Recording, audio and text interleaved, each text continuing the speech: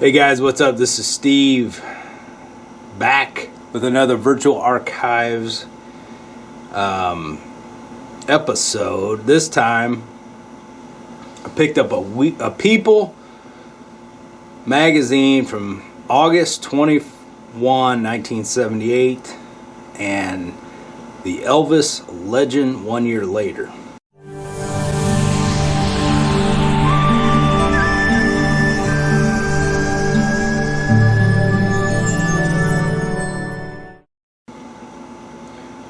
I thought this would be pretty interesting to do since the Elvis movie came out. A lot of people saw it, and it was a good movie. You know, there was a few exaggerated parts in it, obviously Hollywood, but overall, I mean, the actor did a good job, and it was good. Tom Hanks annoyed me though with that accent, but I don't know how that guy talked, but I thought I could do without that accent. So anyway, we got ads. What the hell's this? 1978. A practical way to own new energy saving home that starts saving you money from the very first day. The affordable solar assisted homes. They can cut your energy costs for space and water heating and cooling up to 60%. I did not know they had any of that back then.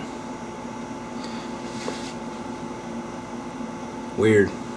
Here's the contents. Up front, Princess Victoria of Sweden, the real pick on her first birthday. I don't know, let's go through. There's a nice car ad. This is mail. Hey, what's this one? Olivia Newton-John. I don't have any witty remarks or cool criticisms that are usually found in your mail column. I just wanted to say I really enjoyed the article, your article, People, July 31. Liv is not only beautiful and very talented, but she sounds like a pretty straightforward gal with a good head on her shoulders. My four snakes, Olivia Newton John, and I feel that Olivia will be as big in the movies as she is in the record business. We just hope she keeps on recording. Chuck Foro. Okay, so that's not Olivia Newton-John. These are mail-ins about Olivia Newton-John and these people. So Plymouth,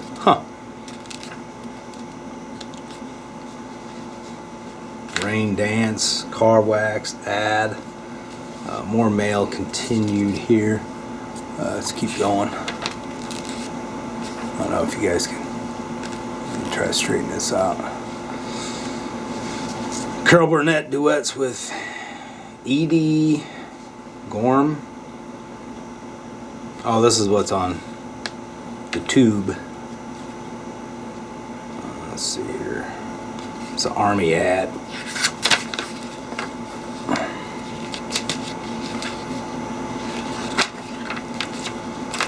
It's a cool little Wrangler ad. Right here. Cigarette ad. Bell System. The 3,000 mile guess what call. 21 cents plus tax. Yeah.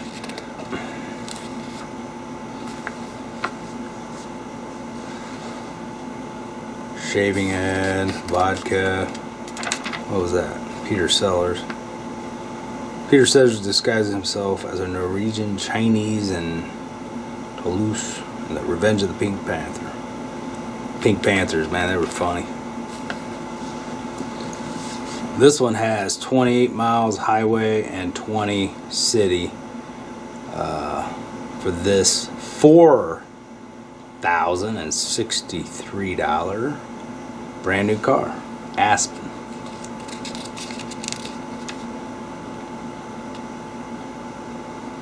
I'm not sure what that is. Picks and pans. Let's keep going. Okay, here we go. Here's Elvis.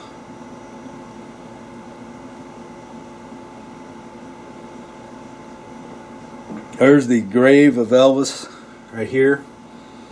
He died August 10th, 1977. Okay, so and this issue came out a year later. What was it exactly? Oh, August 21. So yeah, pretty much a year.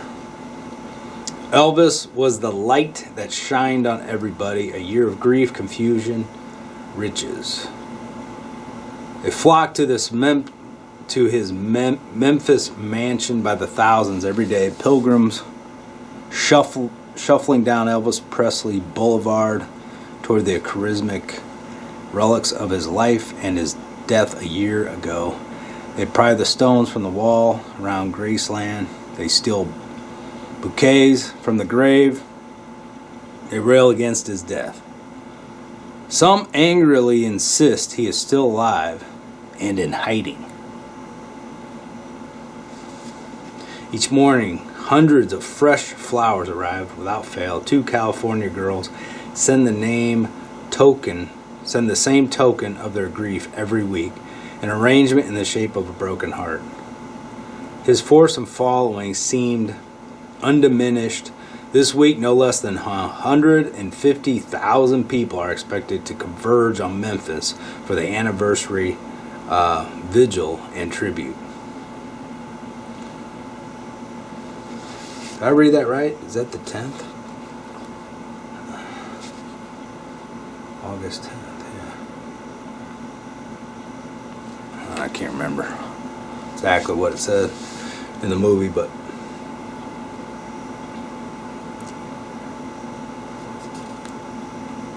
so I'm not going to read this whole thing. I'll take pictures. You guys can pause it and try to read it. Looks like some interesting stuff in here. Priscilla and Lisa make a new life in Beverly Hills. Well, how old was she?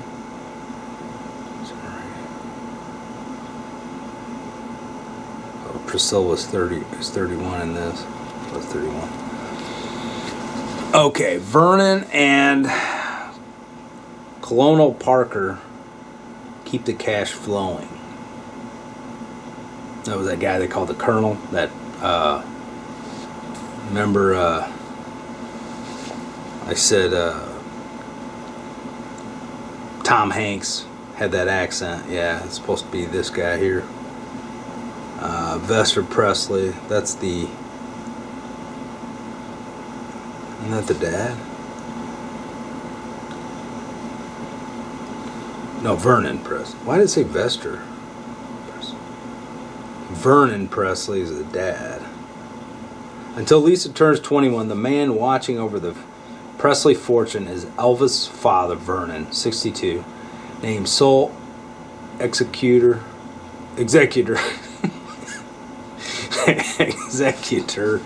of the estate in the will. Vernon has endured a very traumatic year. According to a close friend, this has been a total devastation for him. He lost more than a son. He lost his best friend. He's completely alone except for Lisa. Okay. There's some good information.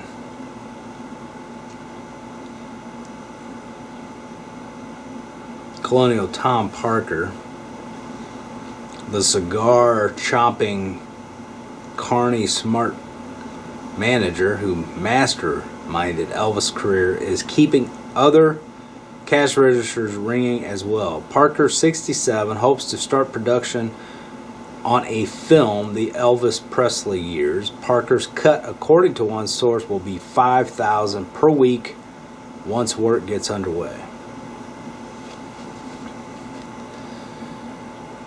Yeah, that guy was crazy. Linda Thompson, that's the girlfriend of Elvis. And they didn't show that in the movie where she found him dead. And I guess they say he was dead on the toilet. Oh, wait, does it say?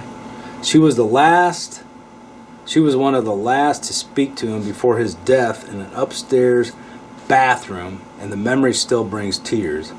I thought maybe he was ready to eat, but he said, "I'm not hungry, Pauline. I'm just going up and go to sleep." Having told Buick LeSabre, having sold the Buick LeSabre, a gift from him in 1964, her most prized memento is the neck pendant.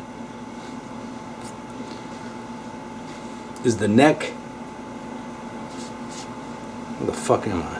Oh. Pendant he gave her. And the other woman close to him shaped in the initials TLC for tender, loving care. For the men, it was TCB, taking care of business. And the security chief, Dick Grobe, heeds the message. I think the hardest job I've ever had in the entire life was to set up the security for the funeral. Says Grobe, 38. Lisa Presley came to Grobe because she heard he had lost his father when he was a little boy. They went for a ride on the golf cart, and Grobe gently told Elvis' daughter, "You'll get over the loss. The world isn't going to stop, but you'll always have the memories," he adds. She accepted that. There's a picture of Priscilla. She was only 16 when Elvis got together. Let's see. When she moved to Memphis to continue their courtship, and 21 when they married in 1967. So he liked them young. Linda Thompson hopes a poster of her on skates will get her career rolling. "I feel a great sense of inner peace," she says. Priscilla, I don't know. I guess she thought she was going to get famous from that butt shot on skates. I don't know. Maybe if she wore a thong, but not that.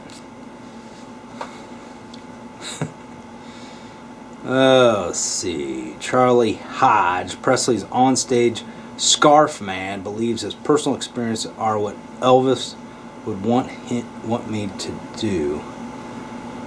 Linda and Ginger, his leading ladies. After his life with Priscilla, a few backstage flings with Anne Margaret and Juliet Prowse and others. Elvis turned to a pair of homegrown beauties. Linda Thompson, a striking Miss Tennessee of 1972, moved into Graceland after Elvis divorced and stayed for 5 years. Ginger Alden, Memphis Miss Traffic Safety of 1976, was the singer's last steady companion. Oh. She discovered his body on the morning he died. Okay, so now I'm confused. He had another girlfriend then? Ginger Alden? Who the hell is this then? That's Linda Thompson. So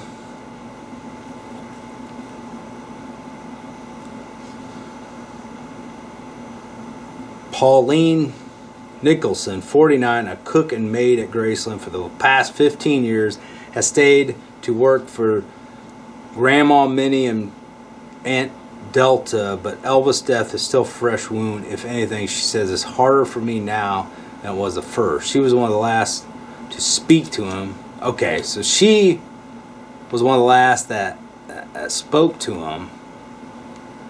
I'm not hungry, Pauline. But Ginger? What the hell? Is this Ginger then? Ginger Allen has no words about her first acting role as rocker lady. Elvis will be getting. What the hell? I'm confused.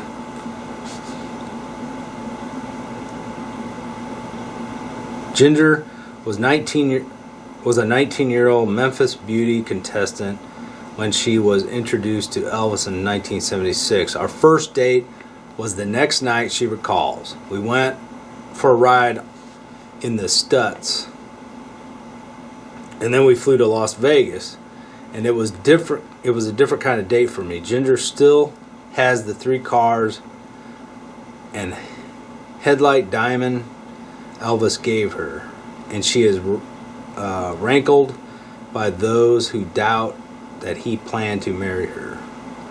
Even Elvis' jeweler said we were engaged, she says. Ginger now lives in the Memphis suburbs with her parents. Her mother has filed suit against the Presley estate, claiming that Elvis promised to pay off the family mortgage. Ginger hasn't been inside Graceland since the funeral. Of course, everybody wants money. But says that Elvis' death is the first thing that hits me when I wake up. It's like everything in life is different. So, of course, greed takes over. Yeah, Elvis promised to pay off the mortgage. I'm suing. And so it is for most of those who once lived so securely in Elvis' shadow. Despite the passage of time and the crowd, Memphis is weak. Graceland. Well, I'm not going to read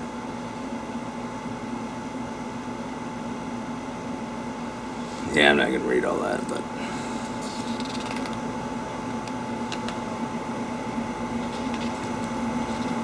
tiny princess in a birthday basket case. So is that it? Must be it on Elvis.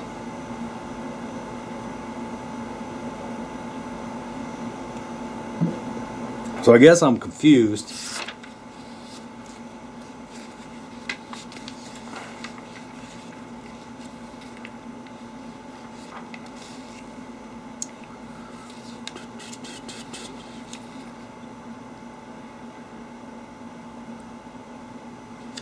So I guess that would have been alright. I mean, that would have been cool if they would have explained that in the damn movie a little bit better. Who found him? Because I never did no research on it.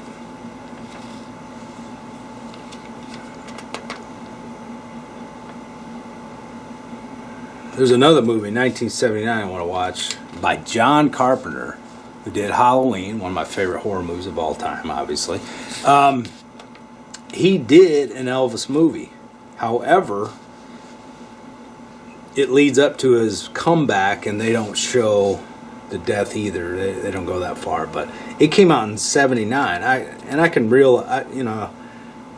realize why they didn't. It was only 2 years after his death, so they didn't want to get too gruesome. It was a made-for-TV movie, but it was Kurt Russell, and he played Elvis. I guess he did a hell of a job. This is something on a nude photographer, I guess. Master of classy ads or notorious nudes. Here's another car ad.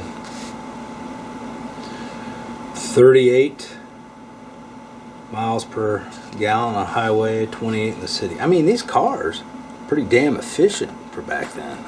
I didn't think they would have been. Jeez.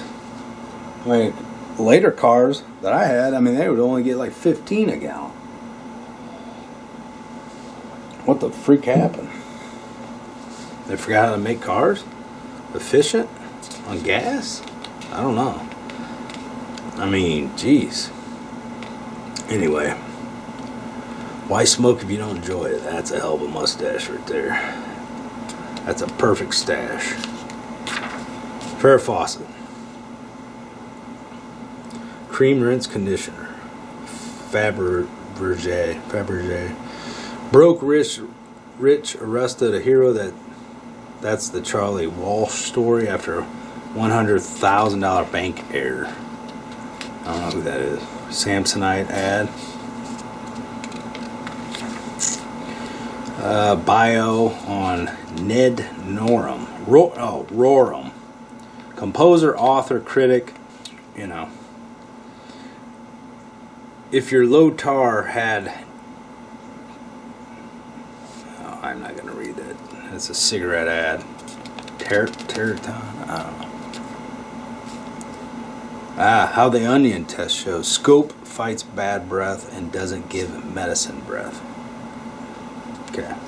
So another one on Roram. if you want to read that. Star Treks, I don't know what that is. National Guard, that's a Burt Jones, Baltimore Colts. That's quite a hairdo. I think I crooked it. Mellow Roast Coffee ad. Sissy Spacek. Let's keep going. Oh, cool, man. They got a double ad. I mean, they got a whole page. 2 pages there. Clairol. More ads and articles, I think, in this one. Kenny Rogers.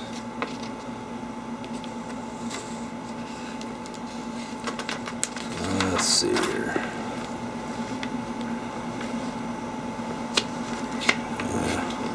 Zestimonial. Zest. I used to use Zest back in the day. Another cigarette commercial. Well, who's this old guy? A feisty 86. Henry Miller writes his own epitaph. I beat those bastards.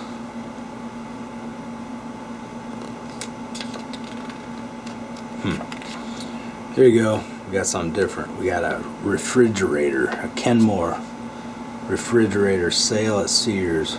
On sale August 13th until September 9th. What's the price?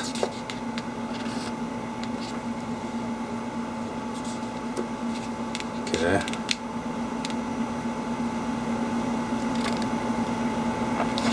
Let's keep going. Magazine keeps sliding. Here's a Kodak commercial. Or a Kodak ad.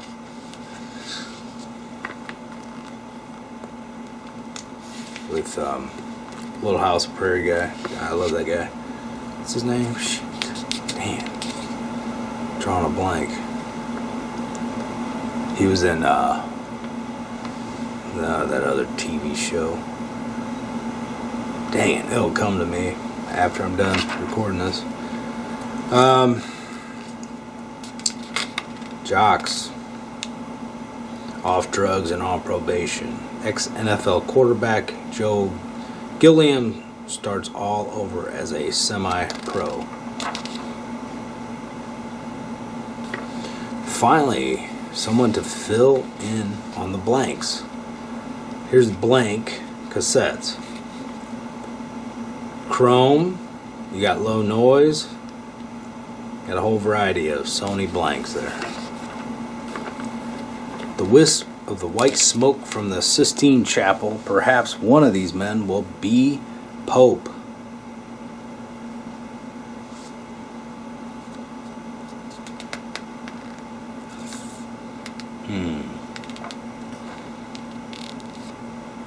Olympus, the cream, the crop. Camera. Wait, did I skip one? Yeah. Who's this? The movie may be all wet, but here comes the sun for Sgt. Pepper's Sandy Farina. Sgt. Pepper's Lonely Hearts Club Band. It's cool. Let's see, what's this? Another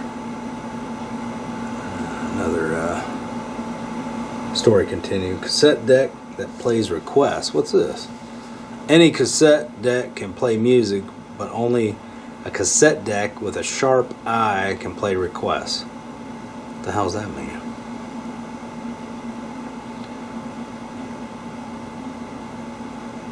With it, you can repeat your Gotta Hear That One Again favorites. Just by pressing the sharp eye button, you can even change your mind in the middle of a selection. What? Sharp Eye is an electronic search system that automatically senses the short blank spaces between songs on a tape and finds the start of any selection for repeating songs. It works the same way, but in reverse. The Sharp Eye is an exclusive feature on Sharp tape decks, music systems, and what's that crap?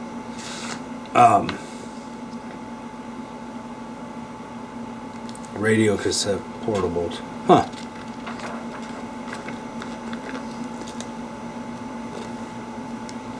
Interesting.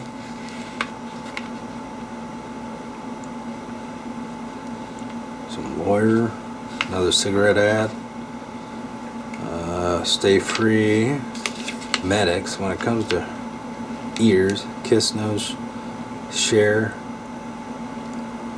What? I don't know what the hell that is. Let's keep going. It's almost done. My son reunity. Wait, reunity. Remember that commercial? Reunity and dun, dun, dun. I can picture it now. It's only natural. Reunity. Reunity. I think it's reunity, right? Reunity. Yeah. Converse shoe ad. Oh yeah, here it is, man. That is the car right there. That's the Griswold car. That is awesome. That Chrysler station wagon. LeBaron Town and Country. 22 miles per gallon, 17 in the city. So that wasn't very good on mileage there. That is the Griswold car. Wow.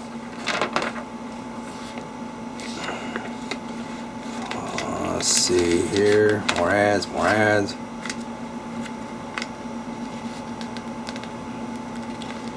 Taste option. Man, a lot of cigarette ads. Diamond ad. Keep going, keep going. Venture. What is this? Chatter, more chatter. Okay, well. Would I slide again? Damn it. Okay. Rosé dinner wine. Vintage, 1975. That's it, guys. There it is. There was the People magazine a year later after Elvis's death. Hope you got something out of that. But so that's his last girlfriend. So that must be Ginger. Yeah.